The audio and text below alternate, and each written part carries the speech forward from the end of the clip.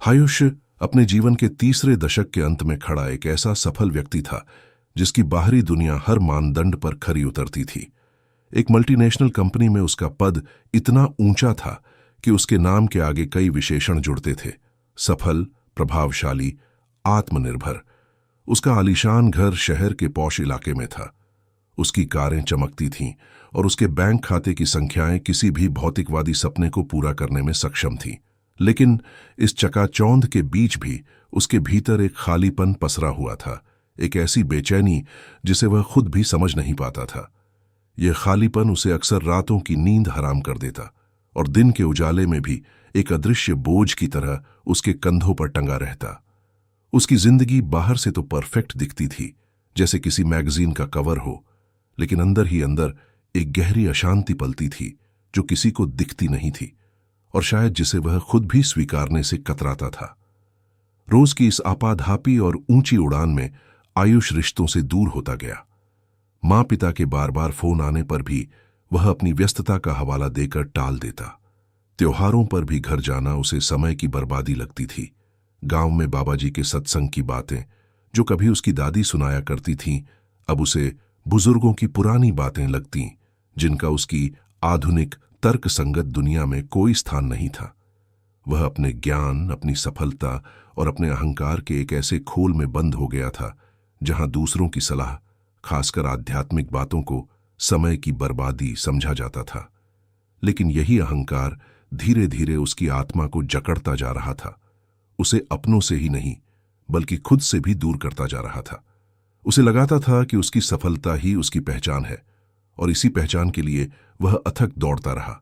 भूल गया कि दौड़ में कुछ पीछे छूट भी सकता है। और फिर एक दिन ऐसा भी आया जब सब कुछ होते हुए भी उसके भीतर का बांध टूट गया।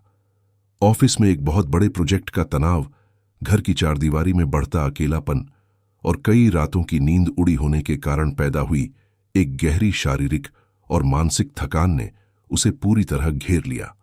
वह अपने बेडरूम में बस कुर्सी पर बैठा रहा, शून्य में ताकता हुआ। उसे पहली बार महसूस हुआ कि भीतर कुछ बेहद जरूरी छूट रहा है, कुछ ऐसा जो पैसे या प्रसिद्धि से नहीं खरीदा जा सकता। यह खालीपन उसे खाए जा रहा था। उसे लगा जैसे वह एक ऐसी इमारत है जिसकी नींव ही खोखली है। उसकी आंखें खुली थीं, पर दिमाग बंद था और दिल बेतहाशा धड़क रहा था, मानो मुक्ति की तलाश में हो। उसी रात जब आयुष कमरे में गहरी चुप्पी में डूबा था, उसकी मां दबे पांव आईं। उन्होंने बिना कुछ कहे बाबा जी की एक छोटी सी तस्वीर उसकी टेबल पर रख दी। उनकी आंखों में चिंता थी, पर उन्होंने कोई उपदेश नहीं दिया। बस एक पल के लिए रुकीं और कहा, बेटा, एक बार बस बैठ जा। कुछ मांग मत, कुछ सोच मत, बस चुप होकर बैठ जा। मां के उन साधारण फिर भी गहरे शब्दों में एक ऐसी शक्ति थी जिसने आयुष के भीतर कुछ हिला दिया। शायद यह उनकी अनकही करुणा थी या उस क्षण की निराशा ने उसे इतना कमजोर कर दिया था कि उसने पहली बार अपने ईगो को थोड़ी देर के लिए साइड पर रखा। वह कुर्सी से उठा और उस छोटी सी तस्वीर के सामने जमीन पर पालथी मारकर बैठ गया। उस दिन कुछ नहीं बोला गया, न आयुष ने कुछ कहा, न तस्वीर में बैठे बाबा जी ने कोई शब्द कहे। वहां सिर्फ एक मौन संवाद था जो आत्मा से आत्मा तक पहुंचा। वह चुपचाप बैठा रहा, न जाने कितनी देर तक। उसके भीतर का तूफान धीरे धीरे शांत होने लगा और फिर उसकी आंख से एक बूंद आंसू गिरा। वह कोई साधारण बूंद नहीं था, वह था वर्षों से दबा हुआ पश्चाताप, उन सभी बातों का निचोड़ जो उसने अनकही रखी थी, अहंकार का पिघलना और उसकी आत्मा की पहली सच्ची पुकार। वही एक आंसू बन गया, उसकी नई यात्रा की शुरुआत, एक ऐसा सफर जो उसे भीतर की शांति की ओर ले जाने वाला था। उसी एक क्षण में उसे बाबा जी की मौन उपस्थिति का अनुभव हुआ, जैसे कोई बिना बोले ही कह रहा हो, आ गया बेटा। वह आंसू कोई साधारण बूंद नहीं था, वह था बरसों से दबा हुआ पश्चाताप, उन सभी बातों का निचोड़ जो उसने अनकही रखी थीं, अहंकार का पिघलना और उसकी आत्मा की पहली सच्ची पुकार। उसी एक क्षण में उसे बाबा जी की मौन उपस्थिति का अनुभव हुआ, जैसे कोई बिना बोले ही कह रहा हो, आ गया बेटा। एक अजीब सा हल्कापन उसके भीतर फैल गया, मानो उसके सीने पर रखा कई टन का बोझ अचानक कम हो गया हो। यह कोई भावनात्मक उफान नहीं था, बल्कि एक शांत गहरी राहत थी। उसे लगा जैसे उसकी आत्मा ने वर्षों बाद खुली हवा में सांस ली हो।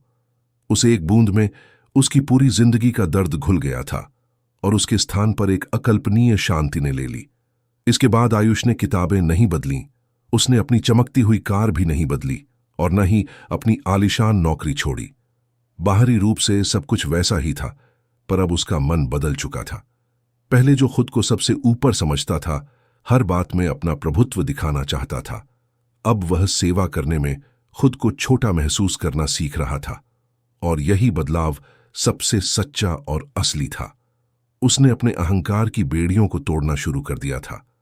अब वह किसी की मदद करने में झिझकता नहीं था, बल्कि उसमें एक अजीब सी संतुष्टि महसूस करता था। उसे एहसास हुआ कि देने में जो खुशी है वह लेने में कभी नहीं मिल सकती, और विनम्रता ही सबसे बड़ी शक्ति है।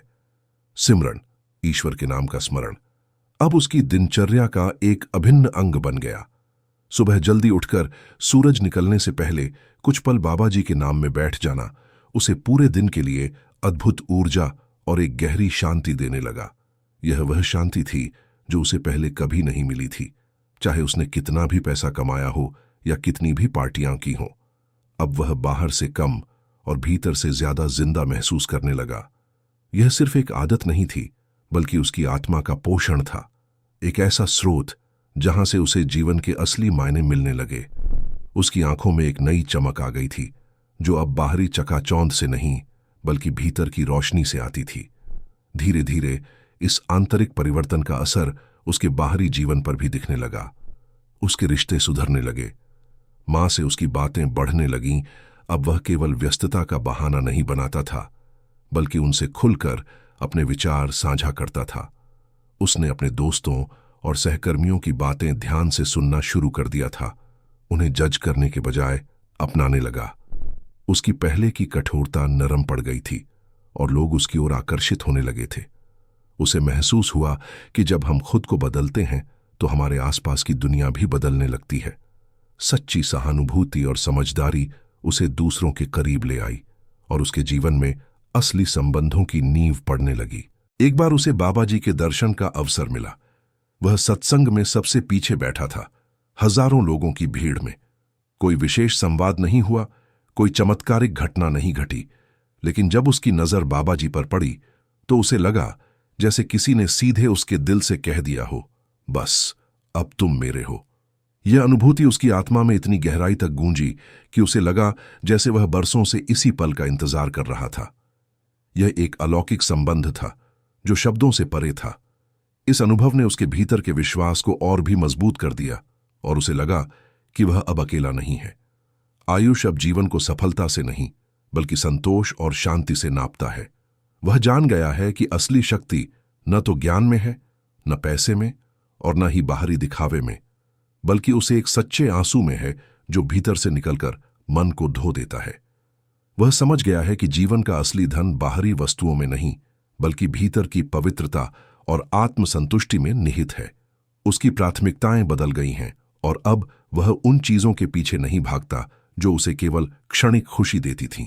उसे एहसास हुआ कि सच्चा सुख भीतर ही है, उसे कहीं बाहर खोजने की जरूरत नहीं है।